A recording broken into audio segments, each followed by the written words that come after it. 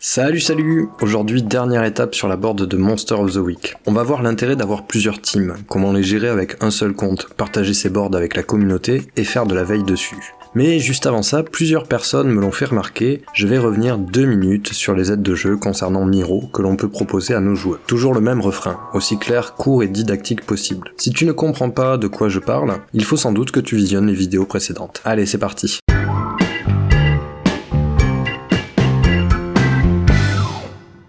Revenons 2 minutes donc sur les aides de jeu à l'utilisation de Miro que l'on peut proposer à nos joueurs. Comme j'en parlais la dernière fois, impossible de faire une vidéo spéciale joueur tant nos pratiques peuvent être différentes. De plus, cela serait assez redondant avec certains contenus de la chaîne. Pour pallier à ça, voici la proposition que je fais. Chaque vidéo est divisée en notions abordées et chaque notion a son timecode avec un lien qui amène pile poil sur la notion. Pour s'y retrouver, il suffit d'aller sur le sujet Casusno ou JDR virtuel qui sera mis à jour au fur et à mesure. On y pioche alors là où les notions qui nous semblent pertinentes à donner, et puis au choix, soit on envoie un petit message à nos joueurs avec les liens copiés, soit on ouvre une fenêtre des liens notions que l'on veut partager, puis on fait un glisser-déposer de l'adresse sur sa board Miro, ce qui nous donne une jolie intégration de vidéos YouTube commençant exactement là où on veut qu'elle commence.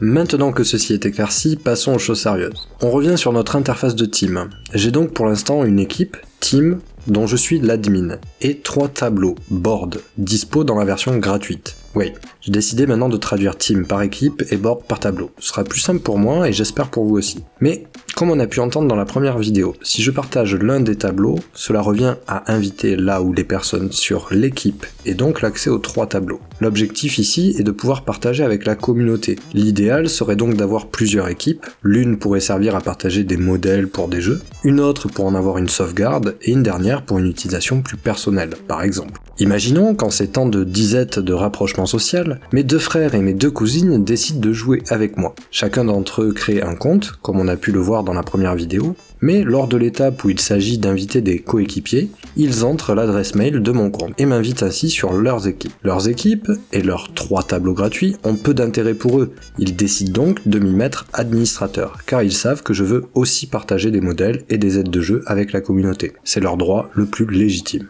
Pour me passer administrateur, ils et elles se rendent dans le setting de leur équipe, puis cliquent tout en bas sur Active User.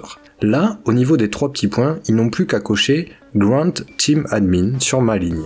Je reviens sur mon compte principal, je suis donc maintenant co-administrateur de 4 équipes supplémentaires. C'est idéal pour proposer maintenant des aides pour la communauté sans risquer que cela empiète sur mes propres parties ou prépa. Je vais renommer et modifier les icônes en fonction. Il existe une manière encore plus simple et rapide pour faire tout ça. Si vous êtes curieux, le lien est dans la description, j'y parle de mon oncle qui change d'avis comme de chemise.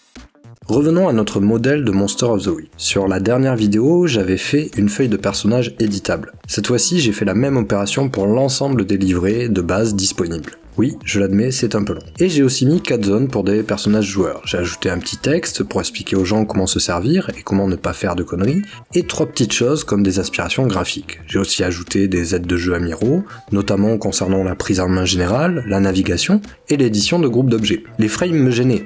Elles m'ont déjà causé des soucis et mon tableau est assez condensé pour pas vraiment en avoir besoin. Je les ai donc supprimés, sauf le fond. De toute façon, ce modèle est en libre service. Une fois copié dans sa propre équipe et sur son propre tableau, l'utilisateur pourra bien en faire ce qu'il voudra.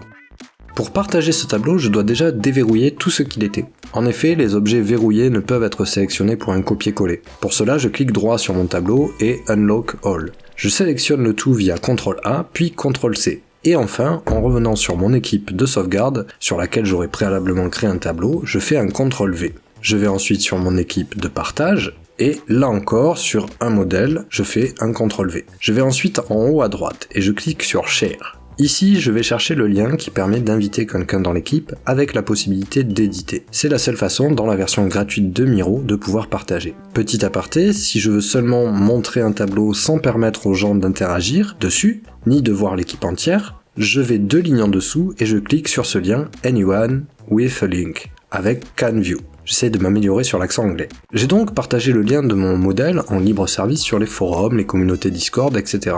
Et des personnes vont venir. Certaines vont prendre le temps de lire les instructions avant de copier-coller. D'autres non. Ce qui est sûr, c'est que tôt ou tard, à 99% non intentionnel, il y aura des bêtises faites. On va donc voir quelques types de bêtises, plusieurs moyens de veille et de réparation pour les modèles ou aides de jeu que l'on propose. Déjà, dans un premier temps, on va se rendre sur notre modèle que l'on partage. Et cette fois-ci, on va activer la petite cloche des notifications, histoire d'être tenu au courant par mail de l'activité sur le tableau. Un autre système de veille plus fin se trouve dans le menu en bas à gauche du tableau, le petit éclair. Là, on va pouvoir visualiser toutes les actions de tous les utilisateurs. Et on va pouvoir cliquer sur ces actions pour être directement amené sur la modification en question. C'est comme ça que je me suis retrouvé à supprimer des dizaines de mini-icônes, éparpillées sans doute par erreur sur le modèle de Grindon Mall que je mettais à disposition. Quand j'ai eu fini, je me suis dit sur le coup que j'avais été un peu con et j'avais un peu perdu du temps pour rien. En effet, j'ai des sauvegardes. Suffit d'un CTRL A et de tout supprimer sur le modèle, puis y remettre ma sauvegarde. Beaucoup plus simple et rapide.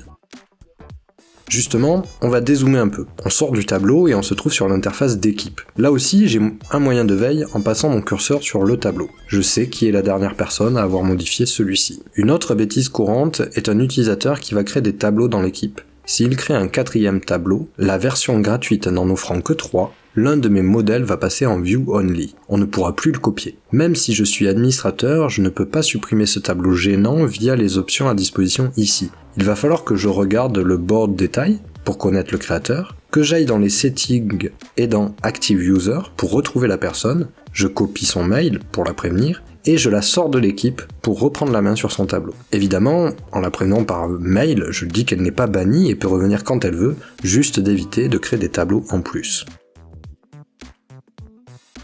Nous avons fini là cette première série de tutos qui nous a permis de partir de l'introduction à Miro jusqu'au partage à la communauté de modèles de tableaux, en passant par la présentation et la prise en main des outils à disposition. Il reste des outils et des astuces que nous n'avons pas vus. J'ai quelques idées pour les prochaines vidéos. J'aimerais faire avec vous un modèle d'un jeu disons plus classique, avec des gros guillemets. J'aimerais l'amener avec un agencement complètement différent, pour découvrir une autre utilisation des outils déjà vus et en découvrir des nouveaux. J'ai aussi comme idée de proposer des modèles genre connexion lente, avec peu d'images, mais qui restent esthétiques, pratiques et ergonomiques. Mais j'aimerais aussi que vous puissiez participer à la création des vidéos, en apportant vos idées, vos astuces, vos remarques. L'espace commentaire ici reste ouvert à toutes et à tous. On peut aussi se retrouver sur le forum de Casusno ou JDR Virtuel, ainsi que sur pas mal de communautés Discord, où vous pouvez me retrouver sur le surnom de Clown ou Clown Méchant. Sur ce, à vous lire et à très vite, ciao ciao!